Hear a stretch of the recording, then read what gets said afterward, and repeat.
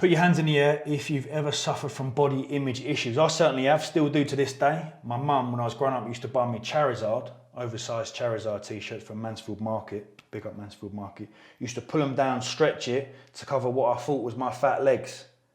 On the opposite end of that spectrum, you've got three-time Mr. Olympia Chris Bumstead that wears a hoodie during stages of prep because he thinks he's skinny, he's too small. Absurd. We all suffer from it, so don't worry. This video is off the back of what we're seeing in the fitness industry at the moment is this transition from bodybuilding into more hybrid, more functional style training. That comes at the psychological cost of potentially, highlight the word potentially here, losing size. Highlighted by this gentleman here, Matthew Lee. I've been doing the typical bodybuilding style of training for 4 years now, and since seeing your switch, I really want to do the same, just to be an overall healthier person. My problem simply is the mental battle in my head of worrying about losing size. It's an ego problem, and I shouldn't think this way, but it really does make me hesitate to making the full switch. Matthew, please be reassured that there's many people watching this video that are going to be feeling exactly the same as you, and you can't help but feel this way. As bodybuilders, it's an incredibly egotistical sport, if you can call it a sport. We have been conditioned year after year to believe that the reason why we get up and go to the gym is purely from a vanity standpoint. What got me out of bed every morning, go down to Crayford or Muscle Works and thrash out a push session or a leg session with Josh and Joe, was the end goal of hopefully being successful on a bodybuilding stage, being judged by judges. That continual year after year compounding effect creates this very narrow-minded, quite warped view of training. You start to think anything outside of that is just, no, it's not right. CrossFit, ugh, hybrid, what are you doing? Running, swimming? No. Bodybuilding is the only way. It's perfectly natural. And it takes some time to detach from that. And it may be the small thing of health, for example, or you're done with bodybuilding and you want to hang the trunks up and you want to go into a more performance-based and health-orientated role of training. I want to attack this video as clear and concise as possible, anecdotally and scientific, to help alleviate the stress of potentially losing size. Now let's look at it scientifically. Looking at the research and data from Krieger and Dr. Mike Israel, Jeff Nippard has done some fantastic videos on this. And what we're looking at in particular is the bare minimum amount of volume per body part per week to retain or even increase tissue. And that number's around about 10 sets per body part. Okay, so we could evenly distribute that across a week through maybe like a push, pull, legs, rest, upper, lower, rest. When we start to incorporate more of a hybrid approach and implement conditioning work, what we can do is we can condense that workload into 2 or 3 sessions. So what we're doing is we're decreasing our training frequency of direct lifting to maybe like an upper, lower and a full body. And what we've then created is this quite large runway of the ability to now include conditioning work, include a little bit of endurance, so it may be like a zone 2 40-minute run or like a 30k cycle ride or some swimming. And then we start to create a bigger picture and start to understand our physique over like a 4 to 6 week period. The best way to transition from bodybuilding to a more hybrid style is bit by bit. I think that's the best way to psychologically adapt with the changes in fitness and the changes in your physique. Now, many people are worried about losing size. One of the biggest areas that dictates size, as we know, is nutrition. Let's take the 3 phases that we're all used to: fat loss, maintenance, and a gaining phase. Of the 3, which is more likely that you're going to lose tissue? Fat loss, correct. So as long as you are in some form of maintenance or gaining phase whilst implementing this style of training, then you're not really going to lose much size. We have to be proactive at getting enough food in. The reason why people worry about losing size is because they incorporate conditioning or they go running and they go cycling and they don't adjust their food. So what that does is you're tipping into a fat loss phase now because your weekly expenditure, your output is higher. So using things like a Garmin or Apple Watch, we can use the data of the calories that we burn from these things when we go swimming or cycling, and we can eat 90% back, 90% being the general rule of thumb there. Fergus has talked about this before. So if you've got a set intake of food throughout the week, be it 2,800 calories, and you start to do, say, an additional 1,000 calories, then you take 90% of that. You can either divide it throughout the week, as we discussed, I'll link the video up here, or you can eat back the food that you burn.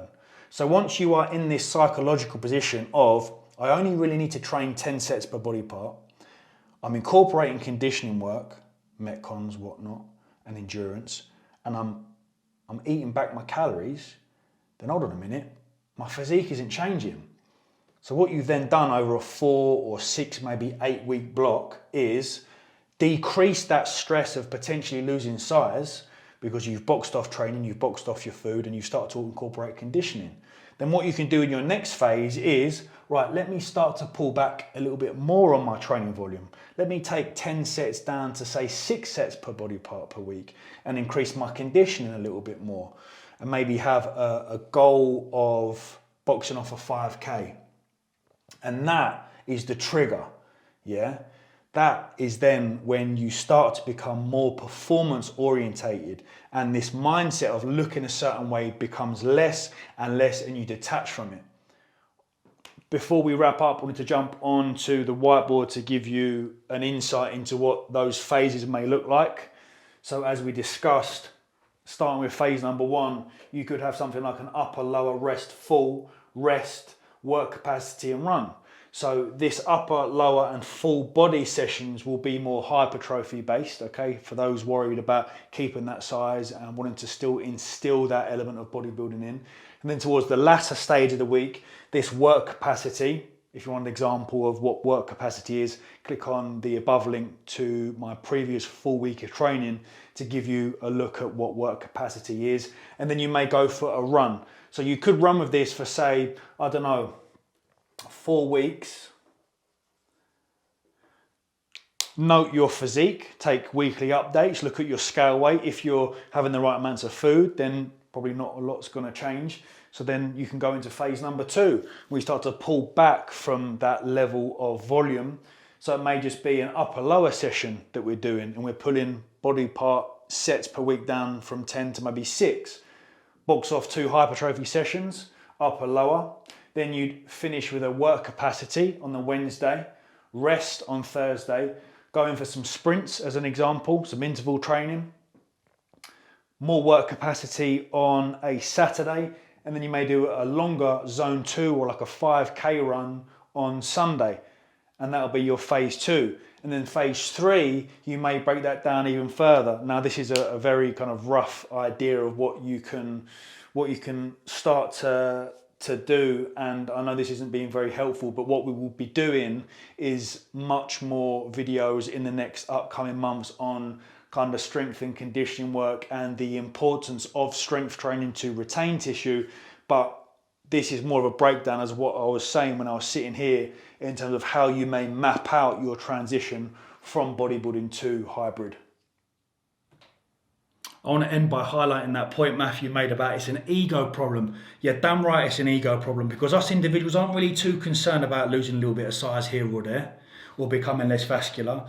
Our concern comes from the perception of others. We've been in this bodybuilding world for so long that we've sought affirmation through the way that we look.